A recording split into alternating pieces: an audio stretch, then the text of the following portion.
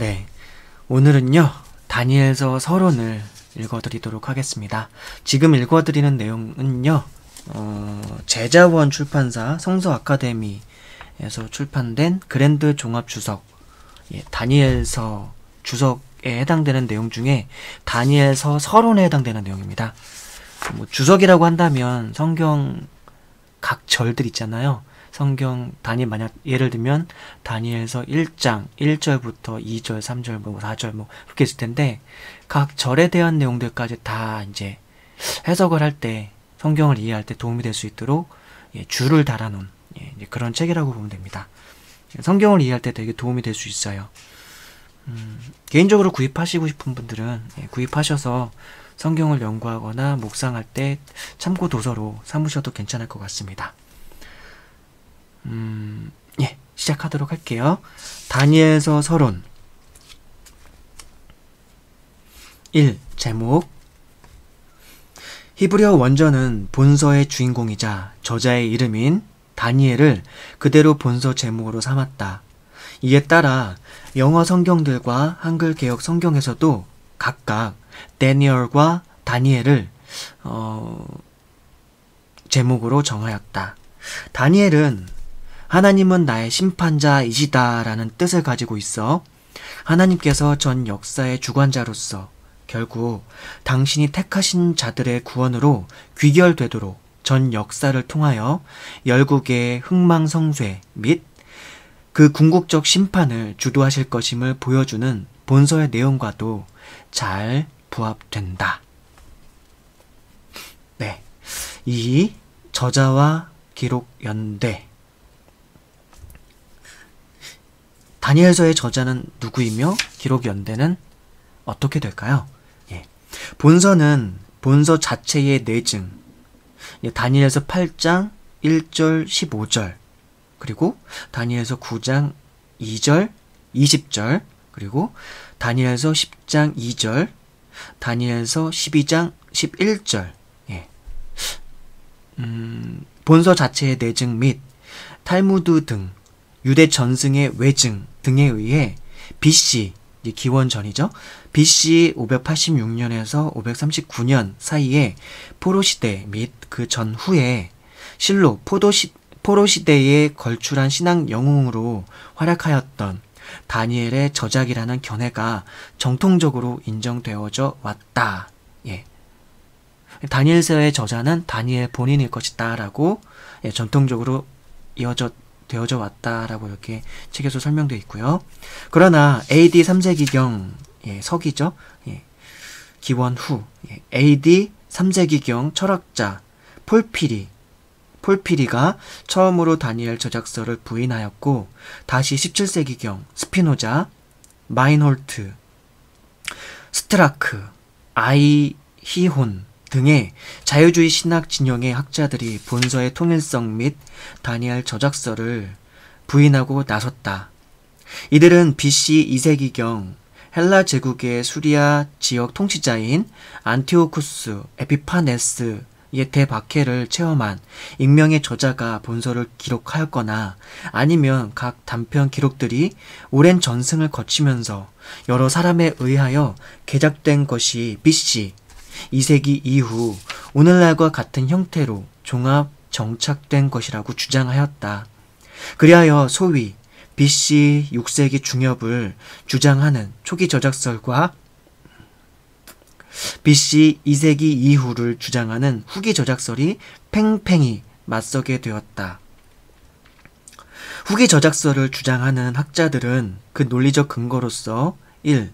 본서 11장의 기록된 이집트, 시리아 전쟁에 관한 기록이 예언이라고 보기 힘들 정도로 너무나 정확히 성취된 점, 피리, 쉬링크스, 수금, 키다리스, 양금, 프살테리온 등 BC 4세기 이후에나 동방에 영향을 끼쳤던 헬라 계통의 악기들이 등장하는 점, 본서가 전체적으로 BC 2세기경에 극성했던 묵시 문학적 형태를 취하고 있는 점. 4. 히브리 성경에서 본서를 예언서가 아닌 성문서에 포함시키고 있는 점 등을 주로 제시하고 있다. 그러나 이러한 후기 저작서를 주장하는 자유주의 신학자들의 논거들은 각각 1.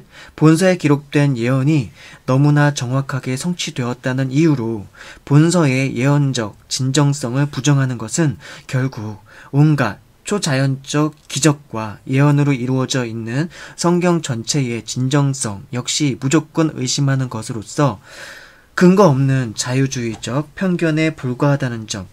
2. 신바벨론 제국 시대에도 도시국가 형태로 존속하였던 헬라화의 교역이 이루어졌음이 고고학을 통해 증명된 점. 3. 유대 묵시 문학이 극성한 시대는 BC 2세기경이나 BC 6세기 이전에도 이미 묵시 문학은 존재하고 있었으며 오히려 다니엘서야말로 본격 묵시 문학의 효시로 인정되고 있다는 점. 4. 본서가 히브리 성경에서 예언서가 아닌 성문서에 포함된 것은 그 분류 기준에 있어서 내용을 우선했다기보다는 선민 이스라엘 포로 시대의 신앙 영웅으로서 정치적 명망을 떨친 저자가 기록한 글이라는 사실이 더욱 강조되었기 뿐이라는 사실 등등으로 볼 때 후기 저작서를 확증하는 증거로 성립될 수 없다. 후기 저작서를 주장하는 자유주의 신학자들의 견해 이면에는 과학적, 합리주의라는 미명 아래의 객관적 논리보다도 시대를 앞선 초자연적 예언은 불가능하며 나아가 현 역사의 심판과 종결 및 새 역사의 도래의 전환점이 될 대종말을 향한 역사의 전개와 이를 작정 주관하시는 절대 초월자이신 여호와 하나님의 존재와 사역을 원천적으로 불신하는 인본주의적 맹신이 근본적으로 깔려있다. 따라서 다니엘 초기 저작설 및 그 진정성을 입증하는 것은 비단 다니엘서뿐만 아니라 이를 통하여 성경 전체, 나아가 여호와 하나님의 존재와 섭리 자체를 입증하는 길이 될 수 있는 바 정통 신학자들은 이에 대하여 더욱 치열한 학문적 노력을 경주할 필요가 있다. 한편 다니엘서 전체가 통일성을 가지고 포로 시대의 신학 영웅 다니엘에 의하여 직접 기록되었다는 초기 저작설의 그 증거로는 앞서 제시한 내증과 외증들 외에도 본서에 등장하는 바벨론 제국, 메데 바사, 과도 제국 및 바사 제국 초기의 인물, 사건, 관습 등에 대한 정확하고도 세밀한 묘사가 다니엘서 전편에서 발견되는 바, 이는 결코 후대 작가의 상상력만으로는 불가능하다는 정황적 증거도 있다. 또한 우리 주 예수 그리스도께서도 지상에 계시는 동안 다니엘이 이 책을 기록하였음을 인정하셨었다. 마태복음 24장 15절에서 확인할 수 있고요. 이제 본서의 저작 연대를 더욱 좁게 추정해보자면 다니엘이 가장 마지막으로 받은 묵시가 소위 힛데길 강가의 묵시, 이제 다니엘서 10장 12절에 있는 내용인데요. 이것이 주어진 시기가 BC 기원전 536년으로 명시된 것으로 볼 때 본서의 기록 시기는 BC 기원전 536년에서 그의 사망 연대인 BC 530년 사이로 추정된다. 3. 신학적 집필 동기와 배경. 다니엘서의 신학적 집필 동기와 배경. 다니엘서는 정확히 말하면 BC 586년, 기원전 586년에서 539년, 그러니까 BC 586년에서 BC 539년 사이에, 기원전 586년에서 기원전 539년 사이에 포로 시대 및 BC 기원전 538년에 이르러 소위 포로 기환이 갓 허락된 시대, 곧 기환시대, 귀환시대, BC 538년에서 BC 400년 초기라는 실로 격변하던 과도기적 역사 상황을 배경으로 하고 있다.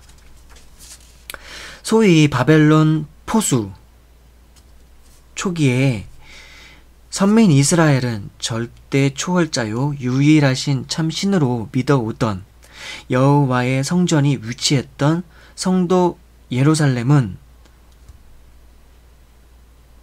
무너지고 왕과 제사장들을 위시한 많은 귀족이 죽음을 당하거나 이방인들의 노예가 되었고, 숱한 백성들도 바벨론 제국의 식민 정책에 따라 제국의 수도인 바벨론 근경으로 포로로 끌려가는 큰 시련을 겪어야 하였다.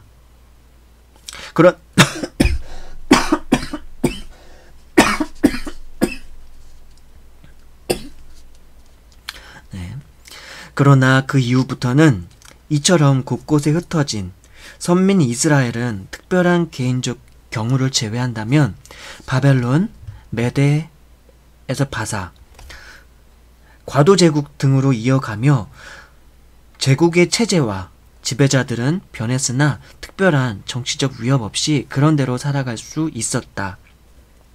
오히려 때로는 대제국을 일정 수준 안에서 무리 없이 유지하려는 각 제국의 식민 정책에 따라 보호 내지 우대까지 받으며 이방 문화에 급속히 동화되어 가고 있었다.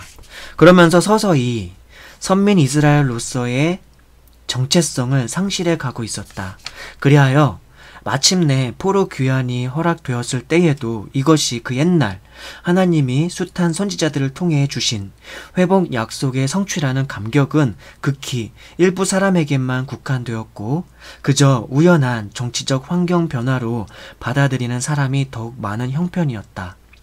한편 이 당시 오직 여호와만을 절대 초월자요 유일한 참 신으로서 믿고 섬기는 이스라엘 민족을 제외한 근동의 모든 민족들은 그 스스로 또 저절로 존재하고 있는 우주에는 숱한 신이 있어서 각 지역과 민족에 따라 신들이 각각 다를 수밖에 없고, 어떠한 신들을 얼마나 잘 섬기는가에 따라 각 민족이나 개인의 운명이 좌우된다는 다신교 사상에 젖어 있었다.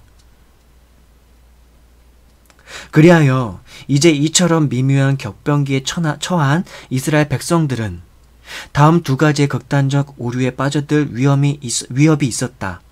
그 하나는 하나님께서 이제 급기야 이스라엘을 더 이상 당신의 선민으로 여기지 않으신다는 것이었다. 즉, 하나님 당신은 자신은 절대 유일신이지만 선민 이스라엘이 끝없이 그분께 패역한 결과 마침내 저주를 받아 급기야 선민의 지위를 영원히 상실했다고 생각하는 오류였다. 이스라엘 백성에게 있어서 북이스라엘과 남유다 왕국의 멸망은 일개 민족 국가의 멸망이라는 관점에서 받아들일 수 있는 단순한 사건이 아니었다. 그들은 두 왕국의 멸망을 하나님과 그의 택하신 백성이라는 관계의 철폐, 아울러 다윗 언약, 즉 하나님께서 다윗 가문의 왕권을 영원히 보존하시겠다는 약속, 사무엘하 7장 11절에서 16절에서 이제 이 하나님께서 다윗 가문의 왕권을 영원히 보존하시겠다는 약속을 확인할 수 있는데요. 이것을 파기하는 증거로 받아들일 수밖에 없었다. 따라서 두 왕국의 멸망은 이스라엘 백성들에게 있어서 더할 수 없이 절망스러운 일이었던 것이다. 한편 또 다른 두 번째의 오류는 아예 여호와 하나님 자체가 절대 초월자로서 유일신이신 것이 아니라 다만 여러 신들의 하나에, 그것도 지금 당장 자신들을 지배하고 있는 이방 민족들이 섬기는 신들보다 더욱 열등한 한 신에 불과하다고 생각하는 오류였다. 바로 이런 시대 상황에서 포로 시대에 걸출한 신앙 영웅 다니엘 등이 여호와 절대 신앙의 지조를 사수하려는 와중에서 끝없이 극한 시련을 당해야 했으나, 언제나 궁극적으로는 모든 시련이 하나님의 역동적 개입으로 오히려 더욱더 큰 승리와 영광의 전환점으로 반전됨으로 해서 평생에 걸쳐 포로 출신이라는 한계를 극복하고 영육간의 위대한 삶을 살았던 역동적 사건들이 이어졌다. 또 다니엘을 통하여 초월적 자존자요 창조주로서 전 역사에 대해 주권을 홀로이 가지신 여호와 하나님께서 작정하신 바 선민의 종말론적 구원과 목소리를 위하 여호와 하나님께서 작정하신 바 선민의 종말론적 구원과 승리를 위하여 진행되어 가는 구속사의 전개 과정이라는 웅대한 주제를 대제국들의 흥망사를 중심으로 해서 다양한 측면과 관점에서 다중적으로 보여주는 놀라운 묵시들이 수여되었다.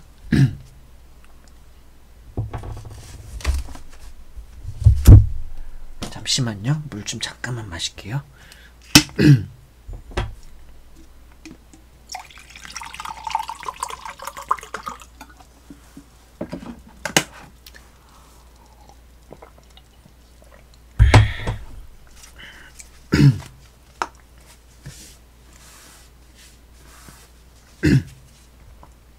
네, 계속 이어서 읽어드릴게요.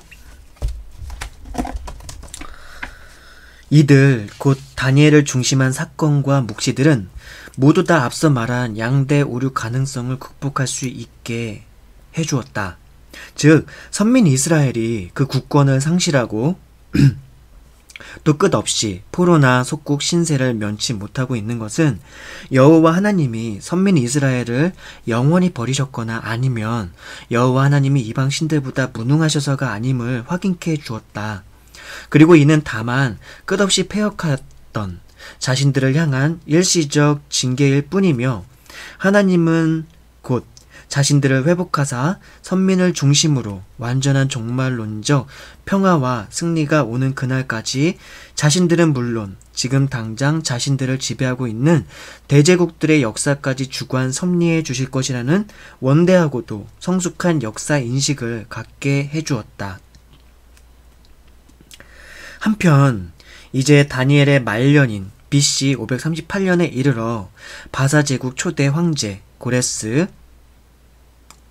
BC 538년에서 BC 530년 사이가 이스라엘 포로의 귀환 허가 조서를 공포하였다. 그리하여 이제 이스라엘 출신의 많은 포로들이 고토로 돌아가 옛날 땅으로 돌아가 다시금 옛 땅의 주도 세력이 되는 것이 허락되었다. 그러나 물론 아직 완전한 독립국가 체제를 회복할 수 있게 된 것은 아니었다. 그리하여 다니엘은 성령의 영감으로 포로시대의 연장선에 있는 이런 미묘한 상황에 처한 선민 이스라엘의 후예들에게 과거 자신이 평생에 걸쳐 체험한 역동적 사건들과 하나님이 자신에게 직간접으로 주신 대묵시들을 후대에 기록 전수하고자 본서를 기록하였다. 즉 선민의 후예들이 그 어떤 상황 하에서도 역사의 겉모습만을 보고 일비를 거듭할 것이 아니라 역사의 이면에 있는 실체 곧 절대 초월자로서 전 역사를 주관하시는 여호와 하나님의 존재와 사역 그리고 선민의 종말론적 승리와 구원을 위해 일직선으로 진행되는 역사의 목적과 그 기본 전개의 틀 그리고 그 어떤 상황에도 불구한 선민 지위의 불변성을 확신하고 여호와 안에서 선민의 축복과 평안을 온전히 누리게 해주고자 본서를 기록했던 것이다. 참고로 밝히자면 상호 동일하게 포로시대 또는 포로 귀환 시대를 배경으로 주어지고 기록된 양대 선서인 에스겔서와 다니엘서는 양자 모두 선민의 회복 및 종말론적 구원과 승리를 말하고 있다는 점에서는 같으나 전자가 주로 성전을 중심으로 한 선민 자신들의 종교적 회복을 후자는 이방 대제국들에 대한 선민의 정치적 회복과 승리에 치중하고 있다는 점에서 서로 상보적 관계에 있다 하겠다.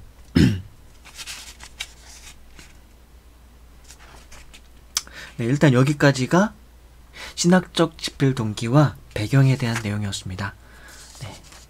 다음 내용 또 읽어드릴게요. 4. 다니엘서의 내용 전개. 그리고요. 제가 지금 다니엘서 서론을 읽어드리고 있는데 그랜드 종합주석에 있는 다니엘서 서론은 모두를 읽어드리는 건 아니에요. 그 중에서도 다 읽어드리기가 좀 어려워가지고 이 중에서도 다니엘 성경을 이제 개인적으로 일반 평신도들이 읽고 묵상할 때, 저도 물론 평신도입니다만 읽고 묵상할 때 좀 도움이 될 수 있을 만한 내용들만 제가 추려서 읽어드리고 있는 겁니다. 자, 그래서 4. 다니엘서의 내용 전개 계속 읽어드릴게요. 다니엘서는 그 각 부분이 급박히 전개된 대사건들을 연이어 보도하고 있고 또 특히 다니엘서의 핵심을 이루고 있는 각 묵시들의 내용이 너무도 오묘하고 난해한 사실에 비해서 그 전반적 내용 전개 구조는 매우 단순 명료한 편이다. 일단 전 12장의 다니엘서는 전체를 반씩으로 나누어 각 6장씩으로 구성된 전 후반부로 나뉘어진다. 그리하여 먼저 전반부 제1장에서 6장까지는 상호 연이어 발흥한 이방 대제국들의 황실에서 포로 시대의 신앙 영웅 다니엘이 실로 일사각오의 정신으로 여호와 절대 신앙을 사수하였던 와중에서 끊임없이 극한 위기에 수없이 처해야 하였으나 그 모든 위기가 여호와 하나님의 궁극적 계획과 강력한 구원 행동으로 결국에는 오히려 더욱더 큰 영광과 승리를 얻는 도약의 기회로 반전되던 파란만장한 대사건들을 보도한다. 그리고 그러한 대사건들의 와중에서 다니엘이 여호와의 지혜와 명철에 의지하여 자신이 섬기던 왕들의 꿈이나 이상을 통해 받은 묵시들의 해석자로 등장하게 됨으로써 다니엘로서는 간접적으로 받았던 묵시들을 보도한다. 즉 전반부는 다니엘 생애의 대사건들과 다니엘이 받았던 간접적 묵시들을 보도한다. 그리고 후반부 제7장에서 12장은 다니엘이 직접 받은 4대 묵시들이 다니엘이 이들을 받았던 연대순으로 기록되어 있다.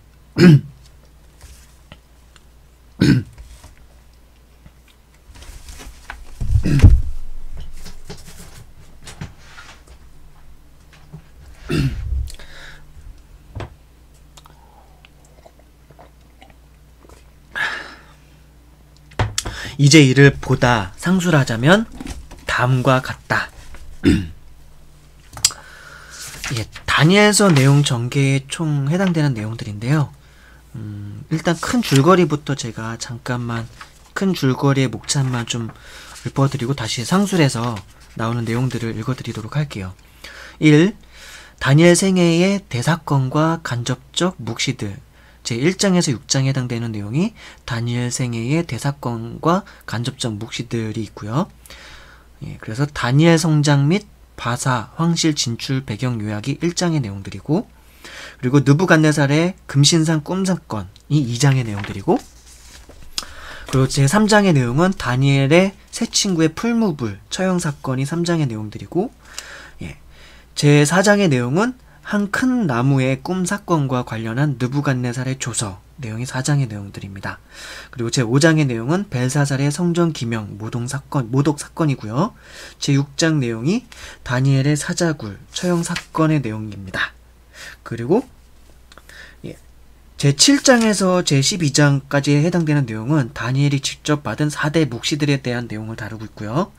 그리고 7장의 내용은 네 짐승과 한 작은 뿔 및 심판 보좌와 인자의 나라의 묵시에 해당되는 내용이 제7장의 내용이고요. 제8장의 내용은 수양과 수염소 및 한 작은 뿔의 환상의 내용입니다. 제9장의 내용은 71회의 묵시의 내용이고요. 제10장에서 제12장 내용은 hit대결 강가의 묵시입니다. 이렇게 해서 이제 다니엘서 내용이 총 1장에서 12장까지 이렇게 내용이 구성이 되어 있다라고 제가 짤막하게 이제 요약된 제목으로만 말씀드렸고요. 다시 이제 그 내용에 해당되는 내용들을 상술돼서 설명되어 있는 이 내용을 읽어드릴게요. 자, 1. 다니엘 생애의 대사건과 간접적 묵시들 제1장에서 6장에서 해당되는 내용이고요. 기억, 다니엘의 성장 및 바사 황실, 진출 배경 요약 제1장에 해당되는 내용을 이제 요약한 것 같습니다. 선민 이스라엘 후예요. 선민 이스라엘 후예요. 남유다 왕국의 귀족의 자손으로서 다니엘이 BC 기원전 605년에 바벨론 왕 느부갓네살의 유다 제1차 침입 당시 포로로 바벨론에 끌려와 황실에서 양육되다가 장성하여 마침내 느부갓네살에게 발탁되어 재정이 미분화된 시대에 대제국 황실에 설치된 일종의 각 속국 출신별 황실 종교 자문위원 또는 비서관 등의 지위로 황실에 입문하기까지의 배경 및 다니엘의 전반적 활동 연대가 간략히 소개된다. 이때 역사 지리적 배경을 객관적으로 밝히는 부분과 함께 다니엘 및 그를 위시한 세 친구들의 신앙 인격을 한눈에 가름할 수 있는 일화로서 다니엘과 세 친구들이 우상 제물로 바쳐졌던 산의 진미를 거부하고 물과 채소만을 먹었으며 또 그러한 이들 넷 청년들이 영육간에 더욱 준수하고 강건하였던 사건이 보도되고 있다. 이러한 다니엘의 성장 배경 및 청년 시절의 일화 속에는 이제 다니엘을 중심으로 한 역동적 사건들과 놀라운 묵시들을 본격 기록하기 전에 그 역사적 배경 및 다니엘의 근본 사람됨을 보여주는 도입부 역할을 하고 있다. 니은 2장에 해당되는 내용인 느부갓네살의 금신상 꿈 사건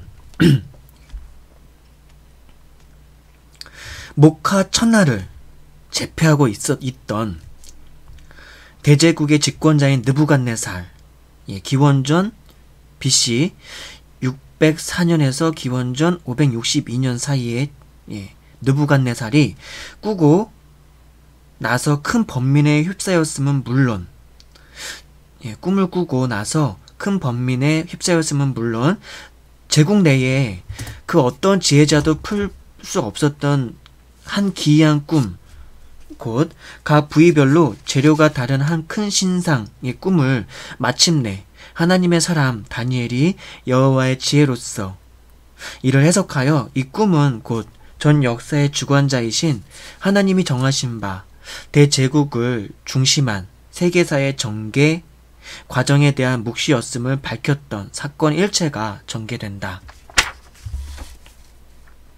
디귿 3장의 내용이고요.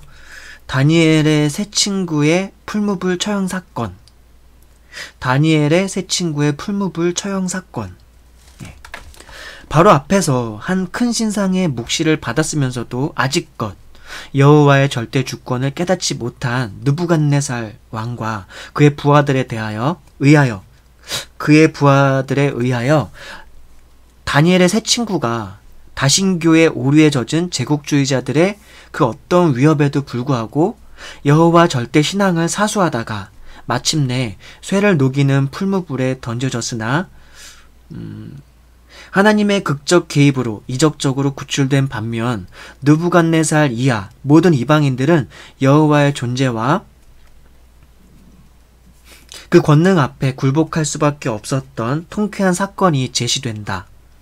실로 풀무불에 던져지기까지 여호와 절대 신앙을 사수한 이들이야말로 끝없이 패역하던 이스라엘을 향하신 하나님의 징계로 구약 선민 이스라엘이 국가로서의 존재를 상실한 시대에도 오직 여호와 신앙을 중심으로 하여 민족으로서의 선민의 존재를 유지하여 바로 자신들을 통하여 선민을 통한 구약시대의 구속사가 연속되게 한 소위 남은 자의 전형이었다. 소위 남은 자의 이런 것에 대한 성경 말씀 내용은 이사야서 10장 20절에서 23절 내용에서 또한 확인할 수 있습니다. 리을 제4장에 해당되는 내용이고요. 한 큰 나무의 꿈 사건과 관련한 느부갓네살의 조서. 이 단락은 거듭되는 대사건을 통하여 역사에 대한 여호와의 절대 주권을 체험하였으면서도 하나님과 사람 앞에서 끝없이 교만하였던 느부갓네살이 여호와 하나님이 꿈으로 보여주신 예언에 따라 무려 7년간을 정신착란자로서 짐승처럼 지냈고, 또 그 묵시대로 7년이라는 긴 세월 동안의 권력 공백기 후에도 기적적으로 회복되기도 한 후 마침내 여호와 하나님께 완전 굴복하고 여호와를 높이는 조서를 발표한 사건을 그 조서의 전문을 인용 보도하는 형식으로 기록하고 있다. 네, 미음. 벨사살의 성전 기명 모독 사건 제5장. 바벨론 제국의 마지막 왕 벨사살, BC 552년에서 BC 539년. 벨사살이 여호와의 절대 주권과 인생의 한계를 깨닫지 못하고 당장의 권력과 영화과 영원할 줄 알고 교만한 것은 물론 마침내 여호와의 성전 기명을 술자리의 여흥으로 삼음으로써 모독하다가 하나님의 경고로 나타난 기이한 손가락이 보여준 심판의 선언대로 바로 그날 밤에 개인의 죽음과 제국 전체의 몰락을 맞았던 사건이 전개되고 있다. 이는 개인은 물론 바벨론이라는 대제국의 흥망도 결국 여호와 하나님에 대한 자세에 따라 결정되었음을 강력히 암시하면서 읽는 이로 하여금 절대 순복을 촉구하고 있다. 비읍, 다니엘의 사자굴 처형 사건 제6장에 해당되는 내용이고요. 메대에서 바사, 과도 제국의 다리오, BC 539년에서 BC 538년 사이 시대에 다니엘의 정적들이 다니엘의 불굴의 여호와 신앙을 빌미로 정치적 함정을 만들어 마침내 다니엘이 사자굴에 던져졌으나 하나님이 심지어 사자의 입으로부터도 다니엘을 지켜주신 반면 상황이 급히 반전되어 다니엘의 원수들이 오히려 사자들의 밥이 되었으며 다리오 등 제국의 모든 신민들이 다시 한번 여호와의 존재와 권능 그리고 무엇보다도 자신의 백성을 향한 절대적 구원의 은혜를 확신케 된 대사건이 다니엘생의 주요 사건과 간접적 묵시로 구성된 전반부 기사를 일단 종결하는 기사로 최종 보도되고 있다.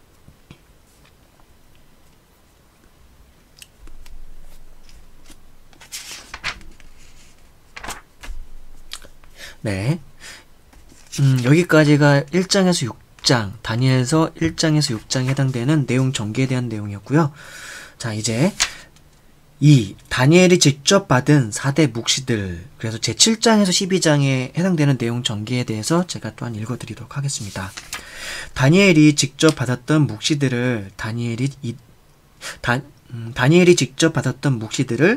다니엘이 이들을 받았던 연대순으로 기록한 후반부 기사는 상호 독립된 4편의 묵시들이 함께 묶여져 구성된 것이다.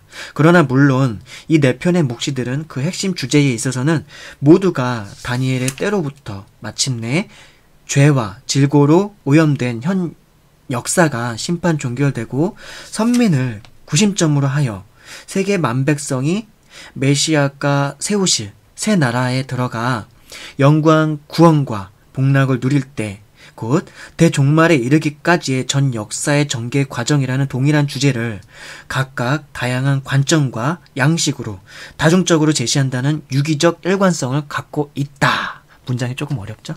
예. 예, 그렇답니다. 네.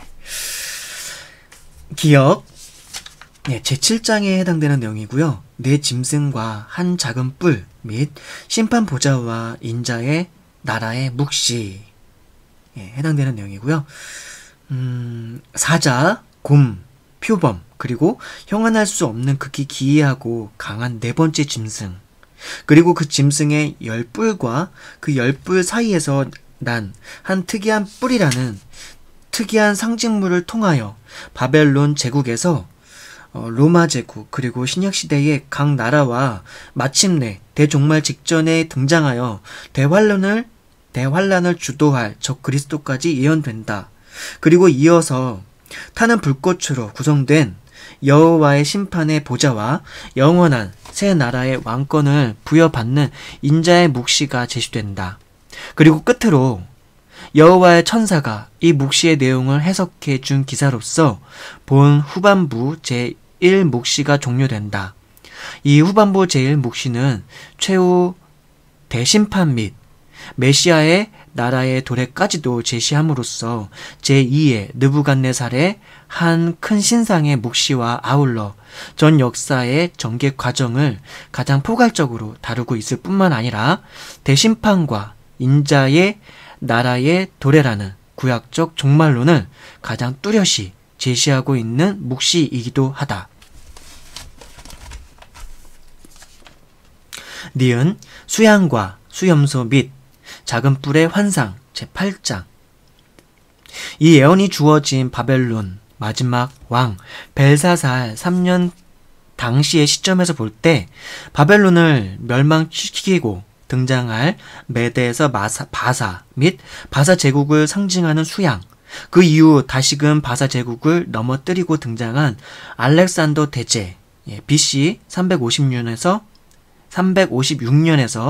BC 323년 사이, 기원전 BC 356년에서 BC 323년 사이에 헬라 제국을 상징하는 수염소, 그리고 헬라 제국이 4등분 될 것과 그 헬라 제국 내의 네 나라 중 한 나라인 수리아에서 발흥하여 특히 여호와의 성전을 모독할 안티오쿠스 에피파네스, BC 175에서 163년 사이를 각각 상징하는 수염소의 네 뿔 및 한 기이한 뿔 등의 묵시가 제시된다. 이 중 에피파네스를 상징하는 한 작은 뿔의 묵시는 구약 예언의 복합성에 따라 말세의 대환란 시에 등장할 적 그리스도에 대한 예언이기도 하다. 디귿 71회의 묵시 제9장.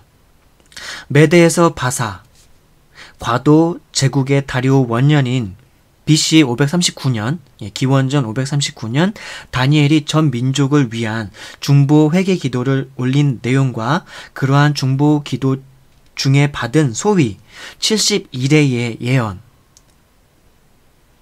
The Prophecy of 70 Weeks를 기록하고 있다. 주지하다시피 이는 다니엘의 때로부터 대종말에 이르기까지의 전 역사를 71회로 전제하고 이에 대입하여 전 역사를 통한 구속사 전개의 기본 패턴을 제시한 것이다. 이 71회의 예언은 여타 묵시들이 보다 우선적으로 구속사의 각 단계에 등장할 대제국이나 적그리스도의 세부 양상에 치중한 반면 그리스도 예수의 구속사역의 진행 상태를 기준으로 한 구속사 전개의 각 단계의 구분 자체에 치중함으로써 우리에게 구속사적 관점에서 역사 전개를 구분하는 근본 지침과 각 단계에 있을 구속사적 핵심 사건들에 대한 기본 인식을 제공해주고 있다 하겠다. 리을 히데겔 강가의 묵시 제10장에서 12장. 전 3장에 걸쳐 이어지는 이 묵시는 가장 긴 묵시로서 전 묵시의 궁극적 수여자인 인자, 곧 예수 그리스도께서 등장하시고 인자의 수행자인 가브리엘 및 다른 두 천사가 등장함은 물론 또 묵시의 수여 장소도 큰 강가로서 가장 웅장한 스케일을 자랑한다. 또한 묵시들이 극히 상징적임에 비하여 이 묵시의 주요 내용은 매우 직설적이라는 특징을 갖는다. 이런 히데겔 강가는 다시 세 부분으로 나눌 수 있다. 먼저 전반부 10장 1절에서 11장 1절은 먼저 묵시가 주어진 시간 및 공간적 배경은 먼저 묵시가 주어진 시간 및 공간적 배경을 서술하고 난 후 인자께서 가브리엘을 대동하시고 직접 등장하셔서 향후 주어질 묵시가 궁극적으로 삼위 하나님께서 주신 묵시로서 절대적 권위와 진정성을 가진 것임을 암시하는 동시에 가브리엘을 통하여 전 선민을 대표하여 묵시를 수여받는 다니엘을 위로하시고 묵시의 내용을 서론적으로 밝히신 사실을 보도한다. 다음 중반부 11장 2절에서 12장 4절은 바사 제국을 이어 선민 이스라엘을 포함한 근동 전 민족과 지역의 새로운 패자로 등장할 헬라 제국의 발흥과 그 창건자인 알렉산더 대제 사후 그 제국이 사등분되고 나서 그 중에서도 특히 유대 지역을 두고 서로 싸울 수리아의 근거를 둔 북방 셀류쿠스 왕조와 애굽 지역에 근거를 둔 남방 프톨레미 왕조 간의 각축 과정을 보도한다. 그리고 이제 히데겔 강가의 묵시에 백미인 한 특이한 북방 왕에 대한 예언이 전개된다. 곧 셀류크스 왕조 출신으로서 유대를 정복하고 여호와의 성전을 심히 모독함으로써 적그리스도에 대한 구약의 가장 대표적 예표가 될 안티오쿠스 에피파네스에 대한 예언인 동시에 성경 예언의 복합성에 따라 대종말 직전의 적그리스도 자체에 대한 예언도 되는 한 특이한 북방 왕에 대한 예언이 이어진다. 그 후 이제 성경 예언의 복합성에 따라 에피파네스에 대한 예언에서 대종말 직전의 대환란을 주도할 적그리스도에 대한 예언으로 비약한 것과 이어서 대종말과 직접적으로 관련된 예언이 주어진다. 끝으로 후반부 12장 5절에서 13절은 가브리엘이 아닌 다른 두 천사가 새로이 등장하여 이제 막 수여된 예언의 말씀들은 현 역사의 대종말의 도래 과정과 그 결정적 징조의 핵심 요소들을 밝힌 것으로서 결국 전 역사의 전개 과정과 대종말을 포괄한 것이라는 사실, 또 이제 다니엘에게 주어진 모든 묵시가 종결된 바, 이 묵시의 말씀들을 다니엘이 잘 보존하라는 당부 및 대종말에 즈음한 선민의 구속사적 각성과 인내를 촉구하는 말씀, 그리고 포로 시대 선민 이스라엘의 신앙 영웅으로서 본서에 기록된 묵시들의 직간접 수신자였던 다니엘 개인에 대한 예언의 말씀 등이 기록된다. 이는 1차적으로는 후반부 제4묵신 히데겔 강가의 묵시의 종결부인 동시에 그 내용상 다니엘서 전체의 종결부이기도 하다. 여기까지가 다니엘서의 내용 전개에 해당되는 내용이었습니다. 네.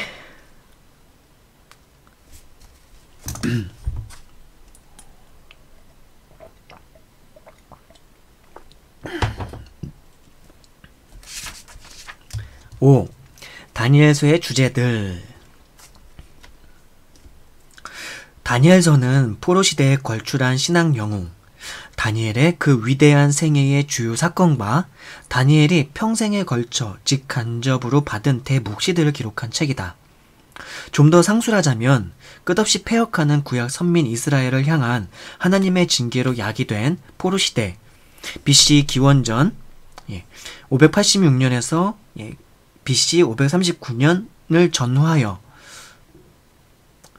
식민지 포로 출신이라는 정치적 한계 및 다신교 사상에 젖은 이방 대제국의 황실이라는 종교 문화적 한계를 극복하고 바벨론, 메대에서 바사 등 상호 몰락과 발흥을 거듭하며 연이어 일어난 이방 대제국들의 황실에서 다니엘이 실로 일사가구의 신앙으로 여호와 절대 신앙의 지조를 지키려는 와중에 겪어야 하였던 극한 위기와 그러한 위기들이 그 언제나 여호와 하나님의 궁극적 개입과 강력한 구원 행동으로 오히려 더욱더 큰 영광과 승리로 귀결되었던 대사건들, 그리고 이런 사건 한가운데에서도 다니엘이 일평생을 두고 새 제국을 거치면서도 부동의 정치적 지위와 명망을 누림으로써 여호와의 영광과 선민의 기상을 만반에 떨쳤던 사실 등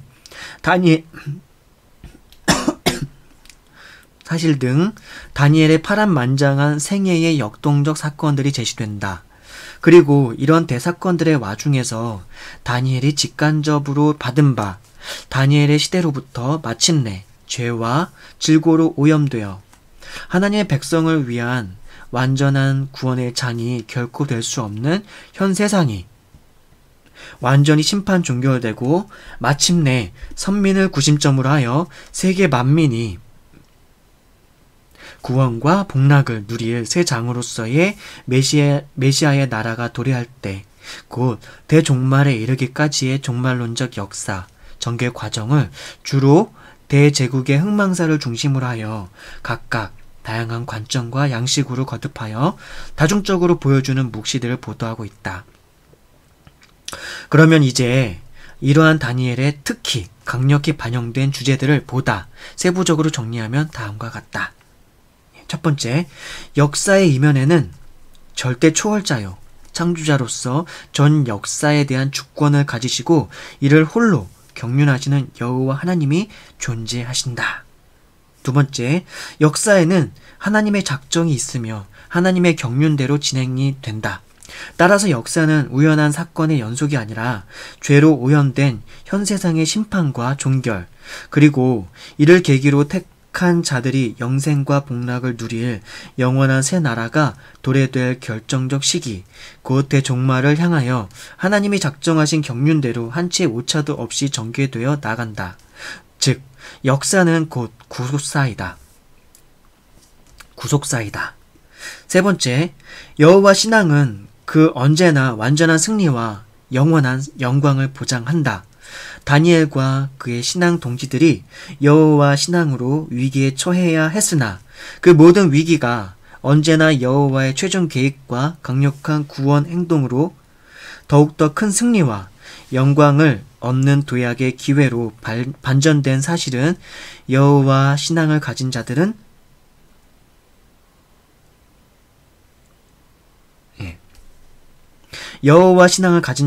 끝내 천국 승리와 영생에 동참하게 될 사실의 예표이다. 네 번째, 선민의 지위는 영원하다. 이스라엘은 끝없이 패역하다 징계를 당하여 이방 대제국의 포로가 되었었다. 그러나 하나님이 끝내 그들을 버리시거나 저주하신 것은 아니었다.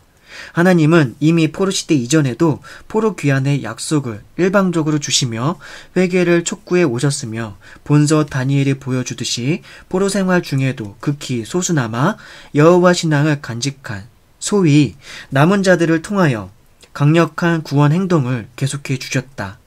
그러다가 마침내 이스라엘을 포로 생활로부터 놓여나 본토로 돌아가 회복되도록 하셨다. 그리고 그들을 통하여 마침내 태초로부터 약속된 우리 주 예수 그리스도가 나게 하사 구속사의 맥이 신약으로 확장되게 해주셨던 것이다. 이처럼 이스라엘의 민족적 지위였던 선민 지위의 불변성은 신약 우리 성도 개인 각자의 구원받은 자로서의 지위가 불변함의 예표였다. 실로 하나님은 당신과 언약을 맺은 인간은 불성실하여 당신을 버릴지언정 하나님 당신은 신실하사 당신과 언약한 자를 끝까지 지켜주신다. 다섯 번째, 기도는 축복의 결정적 통로이다.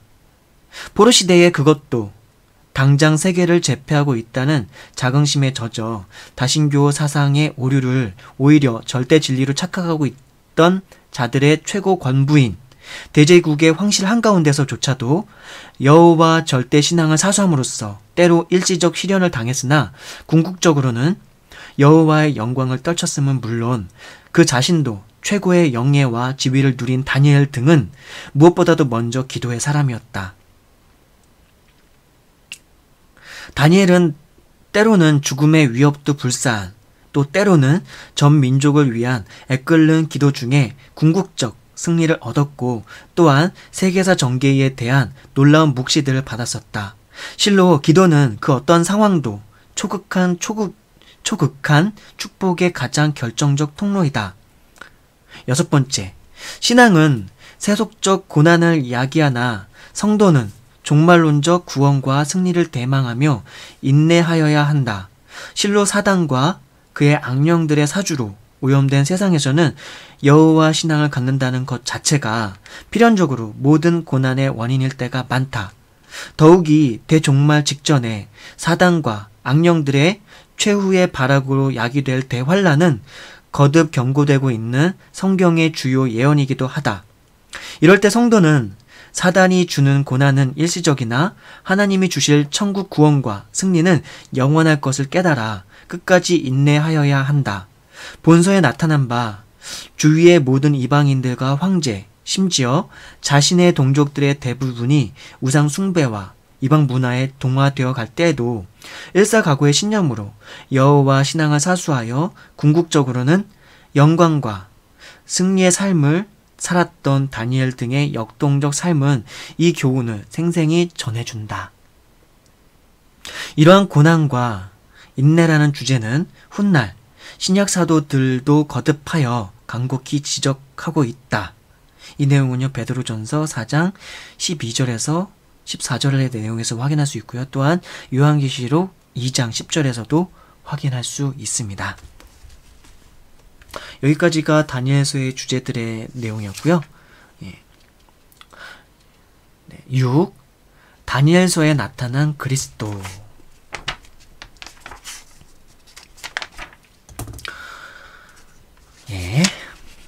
신구약 성경 66권은 그 내용에 있어서 각각 서로 다른 시대의 역사를 기록하고 있거나 아니면 서로 다른 주제들을 논하고 있다.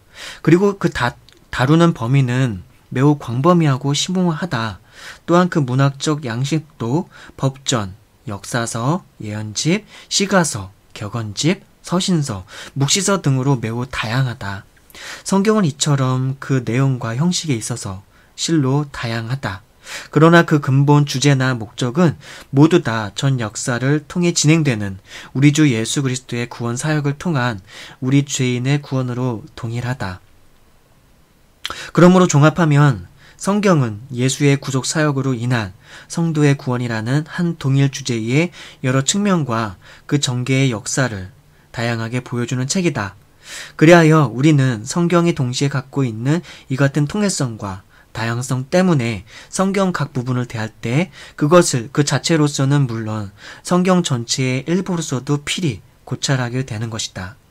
또한 성경 전체를 하나의 획일된 교리나 역사의 반복된 진술로 보지 않고 다양하고 생동감 있는 계시의 모음집으로서 고찰하고 있는 것이다. 즉, 부분을 대할 때 통일성을, 전체를 대할 때 다양성을 동시에 고려하는 것이다. 그러면 이제 이런 관점에서 다니엘이라는 개성 있는 책이 성경 전체의 근본 주제인 예수 그리스도의 구속 사역에 대하여 직관적으로 가르치고 있는 진리를 요약 정리해보면 다음 4가지로 축약될 수 있다. 이제 본서가 이를 언급하는 순서대로 요약하면 다음과 같다. 첫 번째, 뜨인 돌. 두 번째, 영원한 나라의 권세를 위임받은 자, 인자. 세 번째, 끊쳐질 운명의 기름 부음 받은 자. 네 번째, 묵시의 수여자. 한번 이제 또 상술에 가보겠습니다. 첫 번째, 뜨인 돌. 다니엘서 2장 34절, 35절, 44절에 있는 내용이고요. 장구한 세월 동안 이어질 세상 나라들을 상징하는 거대한 신상의 몸체를 무너뜨리시고 새 나라, 곧 천국을 세우실 자로서의 예수 그리스도를 상징적으로 묘사한 표현이다. 두 번째, 영원한 나라의 권세를 위임받은 인자. 다니엘서 7장 13절, 14절에 있는 내용이고요. 성부 하나님으로부터 위임을 받아 영원히 천국을 다스릴 자로서의 그리스도의 면모에 대한 설명이다. 이는 이미 구약시대에도 메시아가 세울 나라는 이 지상의 나라와는 다른 종말론적 나라임이 계시되었음을 보여주는 증거이다. 그럼에도 불구하고 구약의 일부 내용만을 민족주의적이고도 인본주의적 관점에서 박해하여 메시아가 자신들 민족을 이 땅의 지배자 민족으로 만들어주는 세속적 구원을 줄 것으로 착각한 유대교 지도자들이 참 메시아로 오사 천국 구원을 선포하셨던 예수를 거짓 메시아로 몰아 마침내 십자가 구속 순환의 직접적 원인을 제공한 것은 주지의 사실이다. 세 번째, 끊쳐질 운명의 기름 부음 받은 자. 다니엘 9장 26절에 있는 내용이고요. 기름 부음 받은 자, 곧 메시아로 출임하여 오사 사역하시다. 구속 순환을 당하신 후 일단 승천하여 하늘에 오르사 다시 재림하여 오실 때까지 이 세상을 떠나실 자로서의 예수의 면모를 보여주는 예언이다. 네 번째, 다니엘서 10장에서 5장 9절에 있는 내용이고요. 묵시의 수여자. 인자는 하나님의 사자와 함께 신약시대에 이르러 제2위 성자 하나님으로서 이 땅에 성육신하여 오사 구속사역을 감당하신 예수 그리스도의 가장 대표적인 구약적 현년 양식이었다. 이제 이런 인자가 다니엘서에서 묵시의 궁극적 수여자로 직접 등장한 것을 다니엘이 보도하고 있다. 그리하여 이는 앞서 영원한 새 나라의 권세를 인자가 위임받을 것을 보도한 말씀과도 어울려 제2위 성자께서 3위 하나님의 한 분으로서 태초부터 종말까지 이어지는 인간 구속사역의 작전과 실행에 전적으로 참여하셨음을 보여준다.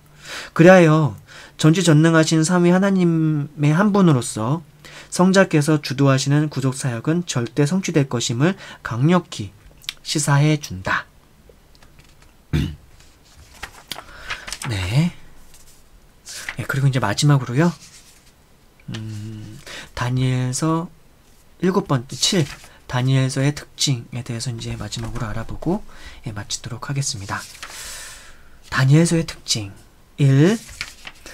모든 성경이 즉 그 1차적 수신자 이외에도 간접적으로 전 시대의 성도들을 위하여 기록되었으나 다니엘서는 가장 의도적으로 동시대의 선민들 뿐만 아니라 종말까지의 전 시대의 성도들을 수신자로 하여 기록된 책이라고 할 수가 있다. 2. 물론 다니엘서 이전에도 부분적으로 묵시 문학적 성격을 가진 성경 및 성경 이외의 기록이 있었으나 본서는 성경은 물론 모든 유대 묵시 문학의 본격적 효시로 지칭된다. 3.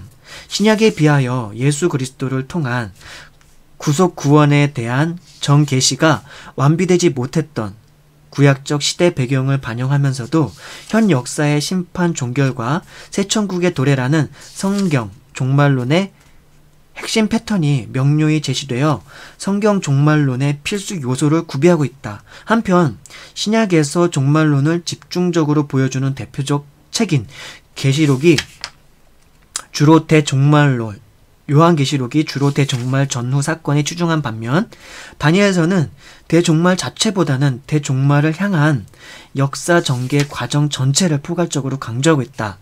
그리하여 계시록과 다니엘, 요한계시록과 다니엘 둘을 합할 때에 보다 온전한 종말론적 조망을 얻게 된다. 이 점에 착안하여 다니엘을 구약의 계시록이라 부르기도 한다. 4.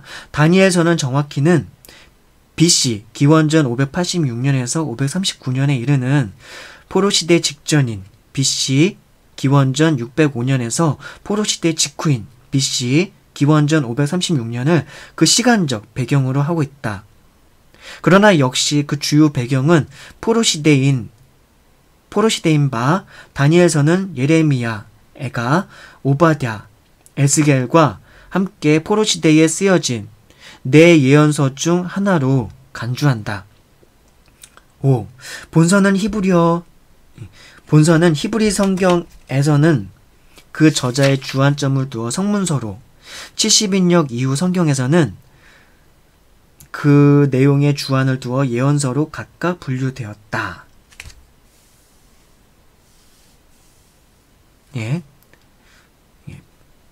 5. 본서는 히브리 성경에서는 그 저자의 주안점을 두어 성문서로, 70인역 이후 성경에서는 그 내용의 주안점을 두어 예언서로 각각 분류되었다. 예, 그렇군요. 6. 본서는 1장 1절에서 2장 4a 및 제 8장에서 12장은 히브리어로, 2장 4b에서 7장 28절은 아람어로 기록되었다. 약간 분류해놓은 표현이에요. 4a, 4b는요. 이는 이 두 부분이 우선적으로 이방 민족 및 유대인 각각과 관련된 내용을 서로 나누어 기록하였기 때문에 나온 결과라고 대개의 학자들이 추정하고 있으나 절대적이라고 보기는 어렵다. 예, 뭐 그렇습니다. 이상 다니엘서 서론에 해당되는 이제 그랜더 종합 주석에 있는 내용을 읽어드렸고요. 다니엘서 성경을 읽으실 때 도움이 되셨으면 좋겠습니다. 아무래도 귀로 듣는 거는 좀 더 집중해서 듣기는 좀 어려울 것 같아요. 책으로 구입해서 읽으시는 게 좀 더 내용을 좀 선명히 이해하는 데 좀 도움이 될 것 같고요. 귀로 듣는 거는 아무래도 이렇게 활용했으면 하는 방식 때문에 제가 읽어드린 거고요. 일단 이 책을 가지지 못하신 분들 있으니까 이걸 무단 복제해가지고 제가 올릴 수는 없는 것이고, 그러니까 이렇게 귀로라도 들으면서 잠들기 전이라던가 혹은 걸으면서 혹은 공원이나 산책하면서 귀로 들으면서 그냥 산책할 때 들으면서 들으셔도 유용할 수 있으니까 이렇게 읽어드린 거고요.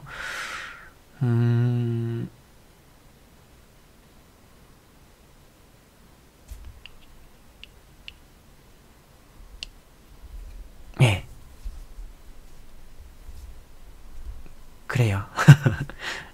그렇게라도 활용하시라고 읽어드렸습니다.